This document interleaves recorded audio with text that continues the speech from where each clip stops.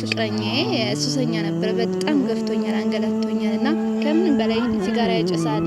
በጣም ብዙ ነገር በጣም ትልቅ ዲፕሬሽን ውስጥ ባለሁበት ከሰዎች ጋር በመጋጭበት ትልቅ የሆነ ስጋት ባለሁበት ጊዜ እሷን አግኝቻታለሁ። ማለት እሱ ምንድነው ከጀርባ አንድ ሌላ ሰው አለ። ሰርፕራይዙ ከጀርባ ነው። እየቻልኩኝ ግን መናገር አልችልም። መሰገጥ አለብሽ። አሁን አዶናይ ወድሻለሁ፣ አፈቅርሻለሁ። ሰላም ጤና ይስጥልን። ለይኩን ነኝ። እንግዲህ ዛሬ ደግሞ በሌላ ቪዲዮ ተመልሼ መጥቻለሁ። ባለፈው ቃል የገባሁላችሁ ነገር ነበረ። እሱ ምንድነው ከሜላት ጋር ያለን ግንኙነት አቁም ብላችሁ ነበረ። እሱን ነገር አውቶማቲካሊ አቁም ያለሁ የሚገባኝን አግኝቻለሁ ብዬ አስባለሁ። ፍርድ ቤቱም ለኔ ወስኖልኛል፣ የሚገባኝን ሰጥቶኛል። ለዚህም ደግሞ ሁሉንም ተቋም አመስግኜ መጥቻለሁኝ። ጓደኛዬን አመስግኛለሁ። አሁን የሚቀረኝ ጠበቃ ሜሮን ነች። እሷን ደግሞ ሌላ ቀን ይዤላችሁ መጥቼ ማመሰግናት ይሆናል። ዛሬ ላይ እንግዲህ አዲስ ሌላ ደግሞ ለእናንተ አዲስ ሌላ ሰርፕራይዝ አለ። እሱ ምንድነው ከጀርባ አንድ ሌላ ሰው አለ። ሰርፕራይዙ ከጀርባ ነው። አዎ። እና ምንድነው ሞራል እየሰጣችሁ ብትቆዩ ደስ ይለናል ነው። ራጨብጭብ እንዳለው ሞራል እየሰጣችሁ ብትቆዩ በጣም ነው ደስ የሚለን። እንዴት ናችሁ የለይኩን ቤተሰቦች? ደህና ነኝ፣ ደህና ነን። እንግዲህ ያው ባለፈው በኔ ቪዲዮ ላይም እያወራን ነበረ ስለ አሁን ስለጀመረው አዲስ ህይወት እያወራን ነበርና ምንድነው ዛሬ ልናስተዋውቃችሁ ለምንንም በግድም ቢሆን ይዘናት መጥተናል ማለት ነው። ማንን ይዘን መጣን? ቲጂን ይዘን መጥተናል ማለት ነው። እንግዲህ ያው ቲጂ እዚህ ጋር ነው ያለችው። ልትመጣ ነው፣ ልትተዋወቃችሁ ነው። ከዛ በፊት ያው እንግዲህ ለይኩን ምርጥ ወንድሜ ነው፣ በጣም ምርጥ ወንድሜ ነው። ከምንም በላይ ቃል የለኝም። መልካም ምኞታችሁን እንድትገልጹለት ዘንድ ጠይቃችኋለሁ። እና እኔ ደግሞ ያው ከአሳለፈው ነገሮች አንጻር በጣም ብዙ ፈተናዎችን አሳልፏል፣ ብዙ ነገሮችን አሳልፏል እና ተገፍቷል። እውነቴን ነው። የተገፋ ሰው ደግሞ ጥሩ መንገድ ላይ ጥሩ ህይወት ሊመሰርት ይገባል፣ ሊያገኝም ይገባል ብዬ ማምን ሰው ነኝ። ደግሞ ያው እግዚአብሔር ይክሳል አይደለ? ይክሳል። ተመስገን ነው። ጅምራችሁን እስከ መጨረሻው እስከ ጥግ ድረስ እንዳትለያዩ ታላቅ ምኞቴ ነው። ምኞትን እየገለጽክልኝ ነው። አዎ። በዚህ አጋጣሚ ደግሞ እንትንም ምንድነው ምርቃትም ይመስላልና በጣም ደስ የሚል ምርቃት። በነገራችን ላይ ኮመንት ላይ ወደ አሁን በለቀቁት ቪዲዮ ላይ በጣም ብዙ ኮመንት ነበርና እሱ ኮመንት አጠቃላይ ስለሷ የሚያወራ ነው። እንኳን ደስ አለ፣ ኮንግራቹሌሽን። አንዳንድ ኮመንት አይቻለው ወደ ሚዲያ ባታመጣትም አዎ ሚዲያ ያየው ነገር አይበረክትም ብለውኛል። አዎ ግን ተዋወቋት ማለት ተዋወቋት። ያው ጥሩ ሰው ናት። እንግዲህ እሱም ጥሩ ሰው ነው። ሁለቱም ጥሩ ህይወት ጀምረው ሰርጉንም እንግዲህ ልታበሉ አጋጣሚ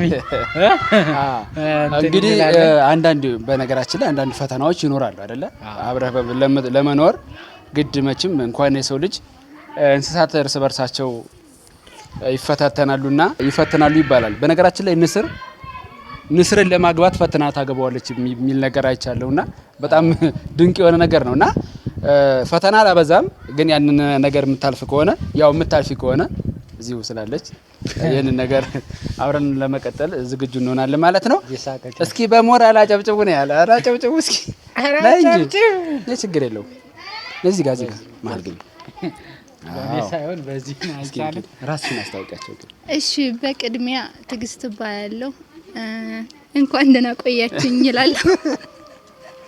የለይኩን ትላለ። ከዛ አሁን ላይ የለይኩን ጓደኛ ነኝ። ካሁን በፊት ግን ጓደኛ ነበረኝ። በጣም ተከፍቻለሁ። ሱሰኛ ነበረ። በጣም ያሰቃየኛል። በጣም ተገፍቼ ስለነበረ የድሮ ፍቅረኛ ነው። ፍቅረኛዬ ሱሰኛ ነበረ። በጣም ገፍቶኛል፣ አንገላቶኛልና ከምን በላይ ሲጋራ ያጨሳል። በጣም ብዙ ነገሮች ይጠቀማልና ከዛ ግን መጨረሻ ላይ በጣም በቃ ያስከፋኛል። በጣም ጎድቶኛል። ተጎድቻለሁ ከምንም በላይ ብዙ ጊዜ ታግሻለሁ። ግን በቃ ሊመለስልኝ አልቻለም። ከሱስም ልመልሰው አስቤ ነበር ግን አልተሳካልኝም። እዛ ግን መጨረሻ ላይ በቃ እኔ ያልሆንሽም በቃ ሌላ ፈልጌ እኔ ከዚህ በኋላ አቁሜያለሁ ለኔ አትሆኝኝም አለኝ። ከዛ እኔም ትቼ እየኖርኩ እያለ ላይቭ ላይ ላይኩን የሚባል ልጅ አገኘው፣ ተዋወቅን። ከዛ አወራን። እሱም ልክ እንደኔ የተጎዳ ልጅ ነበረ።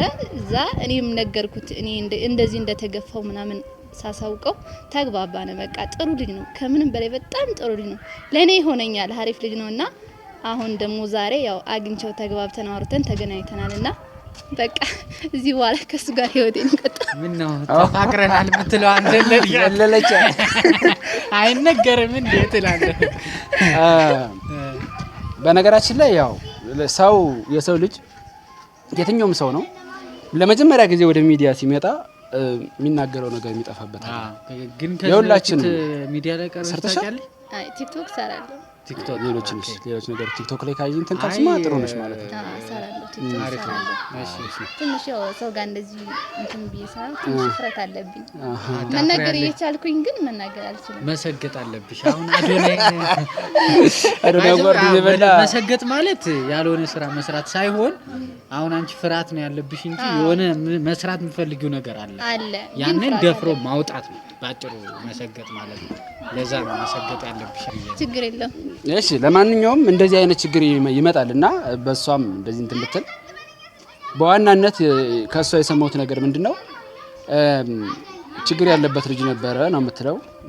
ከጓደኛዋ ጋር የነበራት ችግር ያለበት ልጅ ነበረ። ከሱ ጋር በማወራበት ከሱ ጋር በነበርኩበት ጊዜ የፍቅር ግንኙነት እንግዲህ ትዳር አልነበረም አይደል?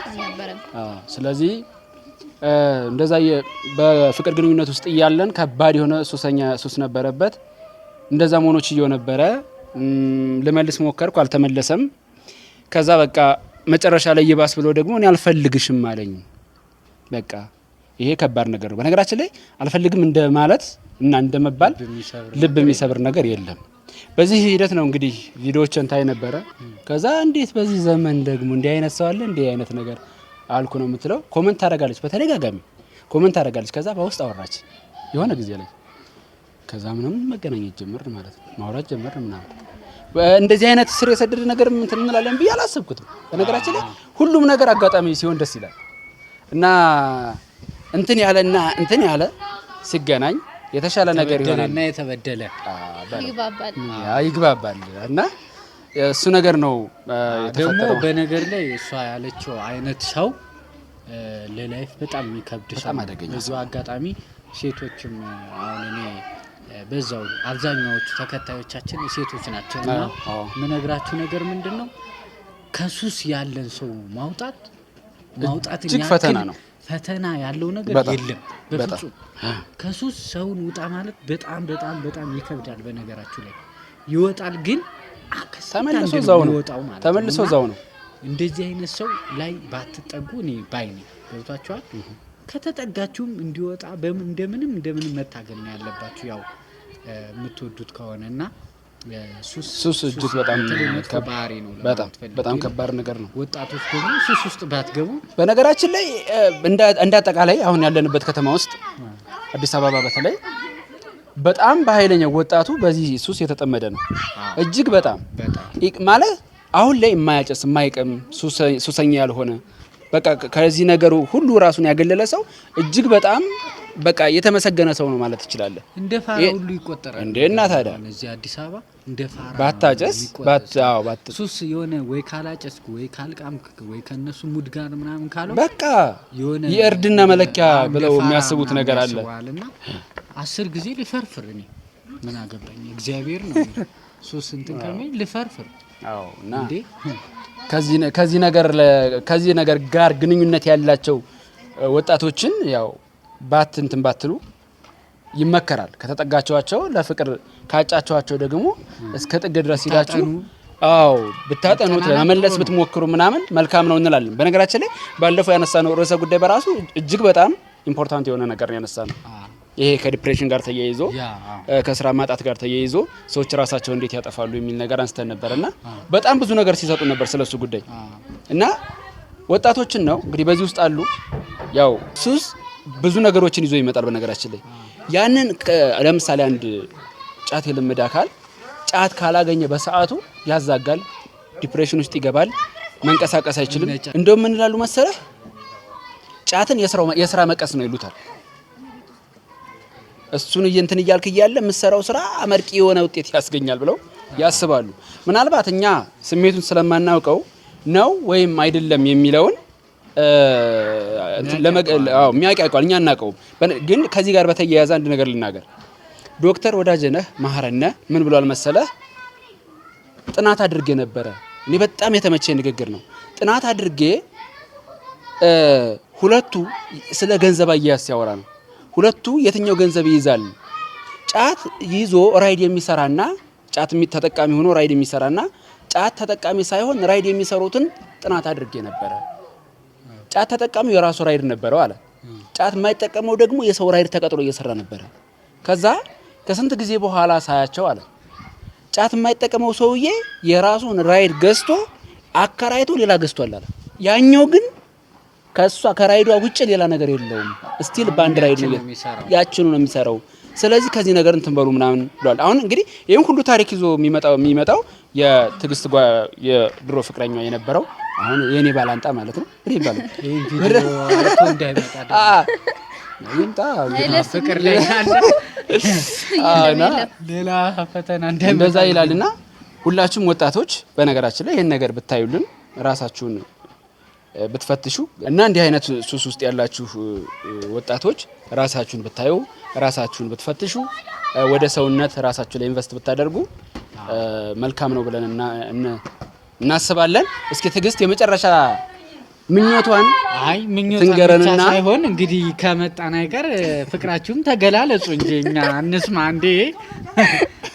የምሬ ነው። ሌላ ጊዜ ይሻላል። ነገራችን ያው ምንም ሌላ ጊዜ የኔና የሷ ወድሻለሁ አፈቅርሻለሁ ፍቅር ይኸውልህ ፍቅር በስልክ ብቻ እንደገለጽ ኢዚ ነው። በቃ ቦታ ምናምን አይመርጥም። ገብቷል።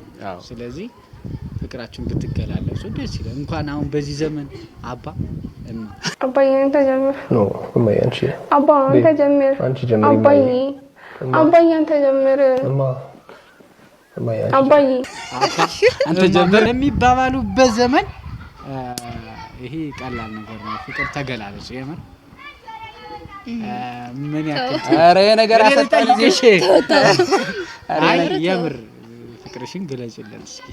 ኧረ ተው የዛሬን ለፉ አይሻል።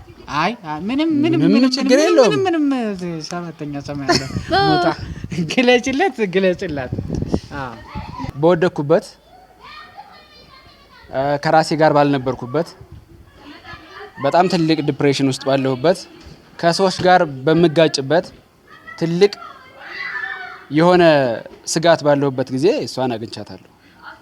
ማለት ከዚህ በኋላ ሴቶችን አለማመን እስከሚሆን ድረስ በነገራችን ላይ በጣም ያመንከው ነገሮችን ሁሉ አሳልፈ ሰጥተህ ውክልና ይሁን ብለህ እሱን ተወው ለታሰርክለት ለዛውም ደግሞ 15 ዓመት ተፈርዶብህ 8 ዓመት ታስረህ የወጣው ሰው ከርቶ ስታገኘው ከዚህ በኋላ ለሴቶች ያለ አመለካከት መልካም ይሆናል ብዬ አላስብም። እኔም የማንም ሀሳብ የሆነው የኔን ሀሳብ ይቀበላል ብዬ አስባለሁ።